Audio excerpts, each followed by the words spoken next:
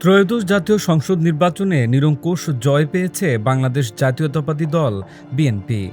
2/3 বেশি আসন পেয়ে একক সংখ্যাগরিষ্ঠ দল হিসেবে সরকার গঠন করতে যাচ্ছে তারেক রহমানের নেতৃত্বাধীন দলটি। তবে নতুন সরকার গঠন হবে কিভাবে বা তার কাছে ক্ষমতা হস্তান্তর প্রক্রিয়া কী হবে তা নিয়ে নানা প্রশ্ন তৈরি হয়েছে। সংবিধান অনুযায়ী এই ক্ষমতা হস্তান্তর প্রক্রিয়া বা নতুন সরকার গঠনের শুরুটা হবে নবনির্বাচিত সদস্যদের শপথ গ্রহণের মাধ্যমে। তবে এই শপথের প্রক্রিয়া নিয়েও এবার তৈরি হয়েছে কিছু অনিশ্চয়তা।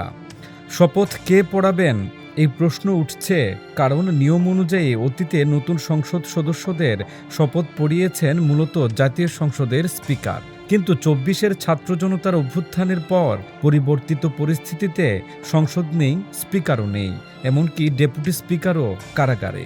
তাহলে উপায় কি? এক্ষেত্রে ভরসার নাম সংবিধানের 148 অনুচ্ছেদ, যেখানে বলা হয়েছে সংসদ সদস্যদের সাধারণ নির্বাচনের ফলাফল সরকারি গেজেটে প্রজ্ঞাপিত হইবার তারিখ হইতে পরবর্তী 3 দিনের মধ্যে এই সংবিধানের অধীন এতদ্দেশে নির্দিষ্ট ব্যক্তি বা অনুরূপ ব্যক্তি কর্তৃক নির্ধারিত অন্য কোনো ব্যক্তি যে কোনো কারণে নির্বাচিত সদস্যদের শপথ পাঠ পরিচালনা করতে ব্যর্থ হইলে বা না করিলে প্রধান নির্বাচন কমিশনার উহার পরবর্তী 3 দিনের মধ্যে উক্ত শপথ পাঠ পরিচালনা করিবেন, যেন এই সংবিধানের অধীন তিনি ইহার জন্য নির্দিষ্ট ব্যক্তি। এই অনুচ্ছেদে মূলত 2টি উপায় বলা হয়েছে। 1. রাষ্ট্রপতি শপথ পাঠ করানোর জন্য কাউকে মনোনীত করতে পারেন। 2. যদি 3 দিনের মধ্যে রাষ্ট্রপতির মনোনীত ব্যক্তি শপথ করাতে না পারেন, তাহলে তখন প্রধান নির্বাচন কমিশনার পরবর্তী 3 দিনের মধ্যে শপথ পাঠ করাবেন। এ বিষয়ে অন্তর্বর্তী সরকারের আইন উপদেষ্টা আসিফ নজরুল গত 5 ফেব্রুয়ারি গণমাধ্যমের সঙ্গে কথা বলেন।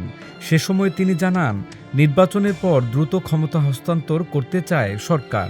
তিনি বলেন, এটা সরকারের নীতিগত পর্যায়ের সিদ্ধান্ত। আমাদের সামনে 2টি অপশন আছে। একটি হচ্ছে রাষ্ট্রপতি মনোনীত কোনো ব্যক্তি শপথ গ্রহণ করাতে পারেন। উদাহরণ হিসেবে হয়তো আমাদের প্রধান বিচারপতি হতে পারেন। আর এটা যদি না হয়, তাহলে আমাদের প্রধান নির্বাচন কমিশনার আছেন, তিনি শপথ গ্রহণ করাবেন।